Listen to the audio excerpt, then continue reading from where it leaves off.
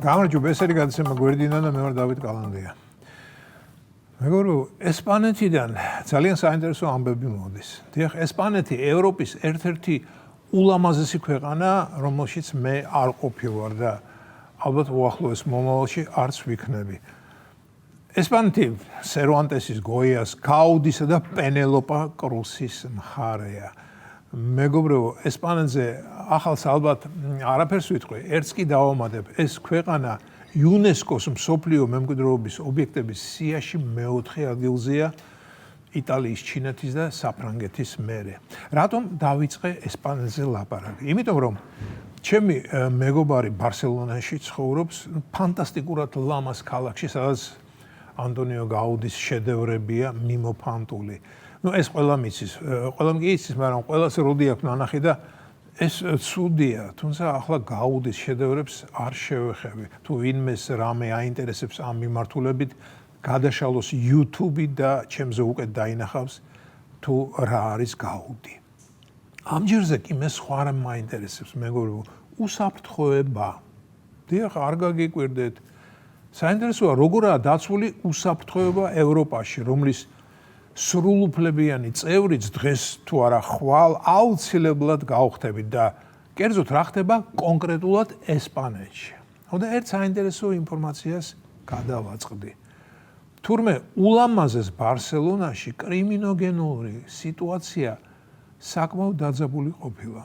ბევრი შემთხვევაა, როდესაც ტურისტებს პლაჟზე ძარცვავენ და სიტყვის სრული მნიშვნელობით მხოლოდ ქვედა საცვალ ამარა ტოვებენ. იმ ქვედა საცვლის, რომელსაც ჩვენ ისტორიულ მატერიალიზმამდე ტრუსებს ვეძახდით. მაგრამ ქალაქის თავკაცებმა გამოსავალი იპოვეს და მალე აამოქმედებენ სპეციალურ ინიციატივას, რომელსაც ტურისტების დასახმარებელი ახალი პროგრამა ჰქვია. სანამ ამ პროგრამის შინაარსს გავეცნობოდი, ხოლო სათაური რომ წავიკითხე ვიფიქრე, ეს ისეთი გეგმა იქნება, რომელიც ძირფესვიანად აღმოფხრის კრიმინალს მთელ ქალაქში თუ არა პლაჟზე მაინც მეთქი. დიახ, აბა რა, ეს ხომ ევროპაა, საითკენაც ყველანი მივიჩქარი და ადრე თუ გვიან მივახწევთ კიდეც. თუმცა ეს უკვე ზემოთაც მოგახსენეთ. და გავეცანი ამ პროგრამას, რათა მე რეკომენდაციები ჩვენი სამართალდამცავი სტრუქტურებისთვის გამეზიარებინა. თუმცა ჩვენთან ღმერთმა დაგვეპაროს და ჯერჯერობით ასეთი აღვირახსნილობა არ არსებობს. თბილისის პლაჟებზე, ანუ კუსა და ლისის ტბის სანაპიროებზე ბოროტმოქმედები ტურისტებს ტიტლიკანებს არ ტოვებენ. მაგრამ მაინც როგორც ამბობენ, გაფრთხილებული ხარ, ესე იგი დაცული ხარ. მოკლედ გავეცანი მეთქი ბარსელონის მესვეურთა გეგმას და რა აღმოჩნდა. გაძარცულ ტურისტს ქალაქის მერიის სახელით გადაეცემა სპეციალური კომპლექტი, რომელშიც შევა მაისური შორტები, პატარა ზურგჩანთა, ქოშები, შლოპანცები და მეტროს ერთჯერადი სამგზავრო ბილეთი. ხო, კინაღამ დამავიწყდა, ყოველივე ამაზე ბარსელონის მერიის ლოგოტიპი იქნება გამოსახული. კარგია.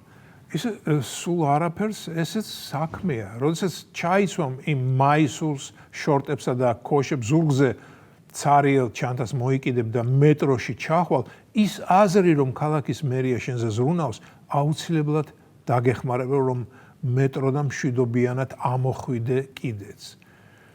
საინტერესო кейსია, მეგობრებო. სტატისტიკის მიხედვით ბარსელონაში წელიწადში 95,000 ადამიანი ხდება ძარცვის მსხვერპლი. ქალაქის მერია კი სეზონზე მხოლოდ 450 კომპლექტის გამოშვებას აპირებს. ოპტიმისტები არიან მერიის თავკაცები. ალბათ ფიქრობენ, რომ მომავალ წელს კრიმინალი ისე დაიკლებს, ეს 450 კომპლექტი სრულიად ეყოფათ. ან და სხვა მიზეზია, ეს სამოსი დროებით სარგებლობაში ეძლევა დაზარალებულებს, ოღონდ სახლამდე როგორმე მიაღწიონ. შიგრო მივლენ, გადაიცვამენ თავის ტანსაცმელს და ამ კომპლექტს მერიას დაუბრუნებენ. ალბათ მადლობის წერილსაც მიაყოლებენ Z. არ გეგონოთ რომ ღლიცინებ. მართლაც სულ არაფერს ეს კომპლექტის შეუმსუბუქებს მდგომარეობას მსხვერპლს. გასაგებია რომ კრიმინალს მთავრობა ასე იოლად ვერ ამოძირკავს. მით უმეტეს ისეთ ქალაქში, სადაც 1,700,000 მოსახლეობის 31% იმიგრანტია. იმიგრანტის ცხოვრება კი არა იოლი მოგეხსენება და თავი ხომ უნდა გაიტანონ.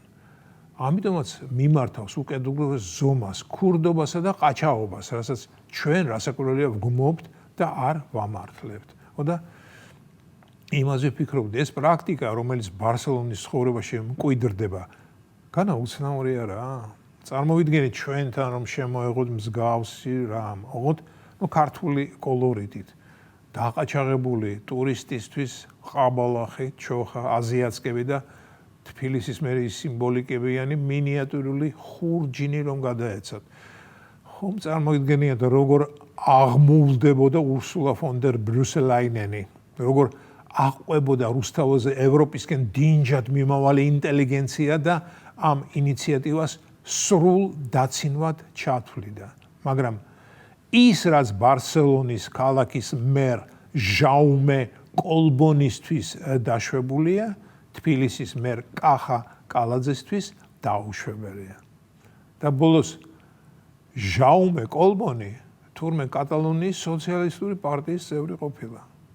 სასიამოვნოა რომ სოციალიზმმა სადღაც მაინც გაიმარჯვა. ეს იყო გადაცემა გვერდიდან და მე ვარ დავით